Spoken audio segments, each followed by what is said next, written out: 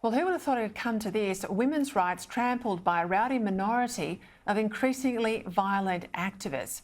Have a look at this. Swimmer Riley Gaines, 12-time All-American champion, ambushed and physically hit, forced to barricade herself for 3 hours from a mob of trans activists who stormed her speech at San Francisco State University. Gaines is a former competitor of trans swimmer Lia Thomas and has become a spokeswoman for the Independent Women's Forum, making the case to save women's sport. Joining me now to discuss this and a whole lot more, the wonderful Dan Wootton, GB News host and, of course, writer for the Daily Mail Australia. Dan, welcome as always on Credlin. We love your common sense. This is just pretty shocking scenes we saw out of the United States. Women unable to speak up for fairness in women's sport or to indeed keep women's spaces for women. Not surprising that the progressive activist left behave like this. No, and where are the progressives speaking out against an attack on a biological woman? Well, let me tell you, Peter, it's the same silence, the same deafening silence when Kellie J. Keane was attacked for standing up for women's rights in New Zealand. It's the same deafening silence from the progressive mob over Nike making Dylan Mulvaney, a trans woman with male genitalia, the face of their female sporting range. And what's so shocking about what happened with Riley Gaines, Peter, is that this is a woman who has personal and professional experience with being destroyed by the trans mob because she actually lost out to Lia Thomas. She drew with Lia Thomas competing at the NCAA event, but the woke people who run that terrible organization decided to give the trophy to Lia Thomas for virtue signaling and PR reasons. And then when she complained about the fact that she was exposed to Lia Thomas's male genitalia in the changing rooms, she was told, you've got to go somewhere else. So Riley Gaines is a really important voice, but what happened in San Francisco was despicable. All right, you have a very unique position on Jacinda Ardern because you can look at her as global Saint Jacinda from your position in the United Kingdom, but of course, as a New Zealander as well, you're not mollified by this idea that she's a saint because you've seen the reaction to her at home in New Zealand. She's just left the parliament now. She's got 2 big gigs. One is a special envoy to the Christchurch call. Some say this is about silencing free speech online. She's also been appointed to the board of the Earthshot Prize, working alongside Prince William.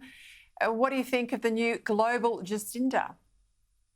Well, I have to say, I was very disappointed with Prince William, Peter, and I'm a big supporter of the Prince of Wales usually, and I believe he's been given very bad advice here. I think his advisors clearly are living in a metropolitan bubble where they love the Vogue version of Jacinda Ardern and are not aware of the fact that this is actually the most divisive politician in New Zealand in recent memory. She has torn the country apart. So I think if William has any common sense, he will actually rescind this offer to Ardern, aware of the fact now that she is divisive, and it would actually make Earthshot a partisan organisation. I mean, just imagine, Peter, for 1 second, if William had made the same offer to Boris Johnson, the former Prime Minister of the UK, who, by the way, did far more for the Green lobby than Jacinda Ardern ever did. It wouldn't happen. And so that is hypocrisy. I think William has to be very careful as the heir to the throne to stay out of politics. And I think getting in bed with Jacinda Ardern is a mistake. We've seen here in Australia this afternoon a lot of the detail come out in relation to the coronation. Certainly the route is there. We've seen, of course, the Australian-made Diamond Jubilee coach. For people at home, it's made by a terrific bloke out Parks Way in New South Wales. That will be used for the King to arrive at the Abbey. But we still don't know, do we, whether Harry and Meghan will turn up. I call them the ginger and the whinger. They're sitting there on the fence, perhaps hoping that we'll all talk about them, which we are. What's likely to happen? Well, do you know what, Peter? King Charles should tear their invitation up. Don't you agree? I mean, there is an RSVP. They have had weeks. What they're trying to do is turn the King's coronation, the most important day in the life of Charles III, into a sideshow.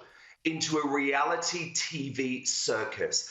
And I feel like they've had their chance now. They want to make it all about them. So King Charles, via his courtiers, should go back very politely and say, look, you've had your time. We've given you weeks. You've clearly decided not to come. The invitation is gone. But you know what will probably happen, because King Charles is a big softie and he wants to do the right thing by his son? What will probably happen is that they will end up coming, they will end up trying to steal the show, because that's really all they've got going for them now. And if they want to keep those big money deals rolling in from the likes of Netflix and the likes of Spotify, then they have to have proximity to the royal family. But personally, I think if Charles had any common sense, he would say enough is enough now.